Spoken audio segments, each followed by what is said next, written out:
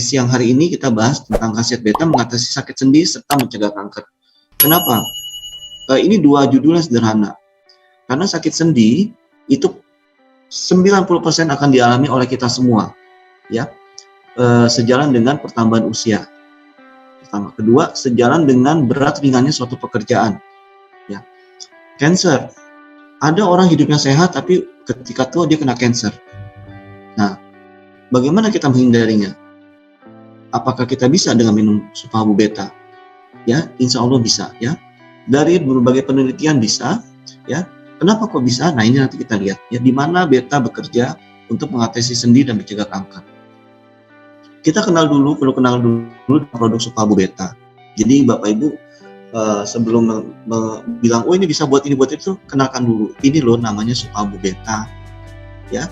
Bapak Ibu sebagai leader, sebagai member, sebagai pengguna, sebagai pasien mesti tahu yang kita minum itu apa, yang kita berikan ke orang itu apa, isinya apa, dosisnya berapa, terus dia gimana kok bisa nyembuhin, begitu ya Bapak Ibu. Jangan cuman makan ini nanti sembuh, mah gimana caranya, ya mudah-mudahan aja, jangan ya, nanti bisa diomelin orang, ini bercanda.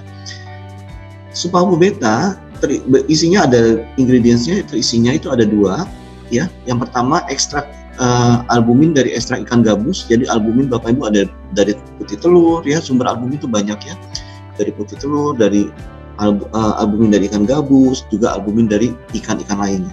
Nah, albumin dari ikan gabus, kenapa yang dipilih ikan gabus? Karena perbandingannya adalah dengan takaran yang sama, dengan gram yang sama, ya, 100 gram albumin dari ikan gabus, 100 gram dengan albumin dari telur, itu perbandingannya 1:7. Jadi kadar albumin dalam 100 gram daging ikan gabus sama 100 gram telur, itu kadar albuminnya ikan gabus itu 7 kali lebih tinggi daripada putih telur. Ya, jadi makan 100 gram putih telur sama makan 100 gram daging ikan gabus, ya Bapak Ibu akan mendapatkan albumin itu 7 kali lebih banyak kalau yang dari ikan gabus. Karena itulah Supahabu memilihnya yang dari ikan gabus. Lantas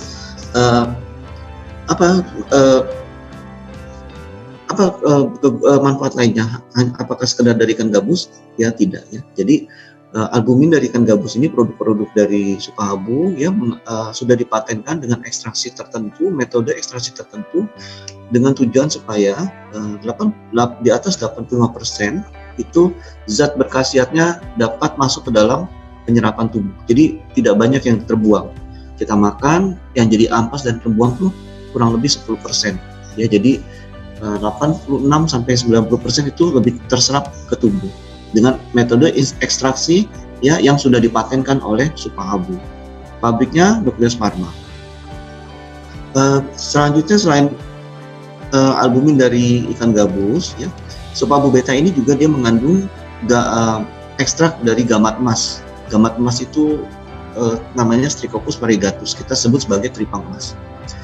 Ini gambar Supahabu, ya.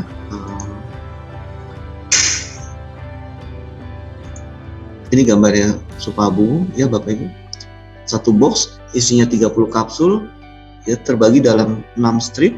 Satu strip di 5 strip, ya, satu strip isinya 6 kapsul. Jadi ada 5 strip, satu strip 6 kapsul. Jadi bisa dibagi-bagi. Bapak Ibu bisa naruhnya, bisa dipencar-pencarin, ya, supaya nggak terpending saat minum Supahabu Beta. Hari ini aku udah minum Beta belum ya? Ya, ketinggalan di rumah boxnya. Ya, nggak gitu ya. Jadi nanti ini ada 5 strip, satu strip di tas, satu strip di laci kantor, satu strip di dekat tempat tidur, satu strip di kotak obat. Jadi dimanapun kita aktivitas, ya, kita bisa tetap selalu minum Supahabu Beta. Kemudian Supahabu Beta ini tadi dia baru albuminnya, ya, kadar albuminnya itu 250 mg dan kadar gamat emasnya 250 mg. Satu kapsul dosisnya 500 mg. Kita bahas tentang albumin. Yang pertama, kandungannya albumin ya dari ikan gabus. Jadi fungsi albumin itu banyak Bapak Ibu. Sebagai dasar, di tubuh kita ini ada cairan yang namanya cairan di luar sel dan cairan di dalam sel. Cairan di luar sel dan di dalam sel itu dijaga dengan yang namanya suatu keseimbangan tekanan yang disebut sebagai tekanan onkotik. Nah, albumin ini Dia menjaga tekanan onkotik di tubuh kita supaya seimbang, dan peranan albumin dalam menjaga tekanan onkotik itu sampai dengan 80%. Bayangin, dari tubuh kita 80%-nya tekanan onkotik, tekanan cairan di luar sel dan di dalam sel itu dijaga oleh albumin. Jadi kita perlu albumin nggak? Perlu. Yang kedua, albumin ini sebagai pengangkut dan pengikat. Jadi dia mengangkat dan membawa molekul serta metabolit obat yang kita minum. Jadi Bapak Ibu kalau sakit tipes, ya sakit apapun ya, minum obat rutin, obat hipertensi, jangan lupa minum albumin. Supaya apa? Supaya zat berkhasiat di dalam obat itu ada yang pengangkut, ada yang mengikat dan mengangkut. Siapa? Si albumin. Ini gambar struktur molekul albumin secara 3 dimensi. Fungsi albumin berikutnya adalah dia sebagai antiinflamasi atau sebagai anti peradangan. Jadi dia mencegah terjadinya bengkak ya dengan cara mempertahankan integritas mikrovaskuler, jaringan yang mengalami inflamasi, yang mengalami peradangan. Berikutnya mempertahankan keseimbangan asam dan basa. Jadi dia berperan sebagai buffer ya. Jadi albumin ini menjaga tubuh kita supaya kondisi tidak terlalu asam. Kenapa? Apa sih bahayanya kalau kondisi tubuh kita terlalu asam? Salah satunya bisa memicu kanker, ya, memicu terjadinya mutasi pada sel dan sel itu menjadi kanker, sel kanker. Berikutnya sebagai antioksidan, albumin dalam serum bertindak menghambat produksi radikal bebas. Oksidan atau radikal bebas Bapak Ibu itu bisa dihasilkan dari dalam tubuh kita sendiri ya, ataupun kita dapat dari luar. Coba Bapak Ibu kita sama-sama mereview, menilai diri kita kemarin seharian dari pagi sampai malam, ada nggak kita nggak kena polusi? Coba sambil ini kita ngobrol-ngobrol ya, berdiskusi ya. Pasti saya yakin kita semua terpapar polusi, baik itu dari pagi sampai sore kita udah bebas, nggak kena polusi, pakai masker double 5 misalnya ya, bukan double 3 lagi, bukan double 2 lagi, double 5 ya, biar nggak kena polusi misalnya. Pakai kacamatanya yang pakai karet gitu ya, kemana-mana pakai sarung tangan, nggak megang macam-macam ya. Begitu di rumah ada tamu, kita udah lepas semua alat-alatnya, ada tamu, tamunya ngerokok, nggak sengaja kehirup asap rokok ya, akhirnya apa? Kena polusi.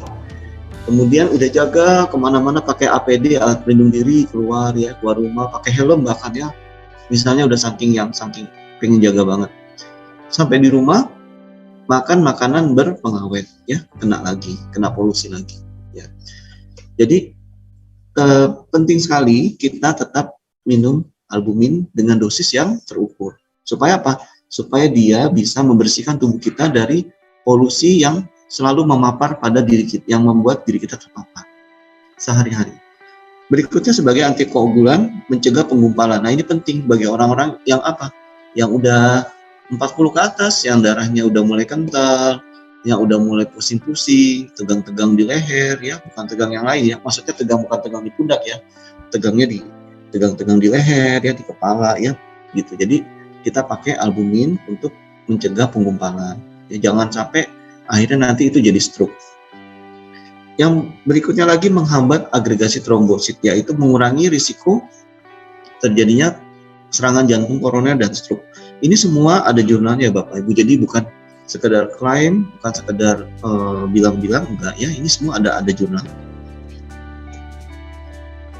Itu tadi kita bahas tentang albumin ya, kan supabu beta isi cuma 2, sederhana kok, albumin sama gammat emas. Ya Bapak Ibu hafalin tadi fungsinya ya, yang albumin buat apa aja sih, sehingga nanti ketika ketemu pasien, Bapak Ibu bisa seperti sebagai perpanjangan tangannya dokter ya, mengobati orang dan secara otomatis kan memberi manfaat. Nah ini kita lihat gambarnya gammat emas. Ini Bapak Ibu, gammat emas kayak begini ya. Kalau kita lihat bentuknya begini serem ya. Bapak Ibu bayangin bentuk kayak begini, kita masak terus dimakan. Saya kalau dikasih kayak gini saya bingung gimana makannya ya. Terus bagaimana, apa yang bisa dimakan, bagian yang mana yang bisa dimakan ya.